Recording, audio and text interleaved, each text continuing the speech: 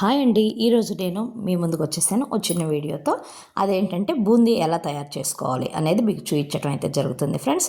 చూసారా, చక్కగా శనగపిండిని జల్లు పట్టేసుకొని కొద్దిగా సాల్ట్ వేసుకొని కలుపుకున్నానండి. అంత లూజ్గా కాదు, అంత టైట్గా కాదు, కలుపుకున్నాను. తర్వాత మన బూందీ గరిటెల్లో కానీ లేదంటే చిల్లుల గిన్నెల్లో కానీ మనం ఈ బూందీని అయితే తీసుకొని చూసుకోవటం అయితే జరుగుతుందండి.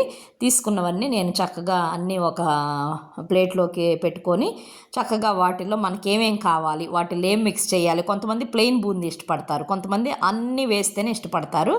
అదేవిధంగా ఇది మనకి ఆర్డర్ వచ్చింది కాబట్టి నేనైతే వాళ్ళ కోసం పల్లీలు వేశాను, తినే శనగపప్పు వేశాను, అదేవిధంగా కరివేపాకు బాగా చక్కగా వేశాను, వెల్లుల్లి కారం దంచి వేయడం అయితే జరిగింది ఫ్రెండ్స్. చూసారా చక్కగా అసలు ప్యాకింగ్ కూడా ఎంత నీట్గా వచ్చిందో.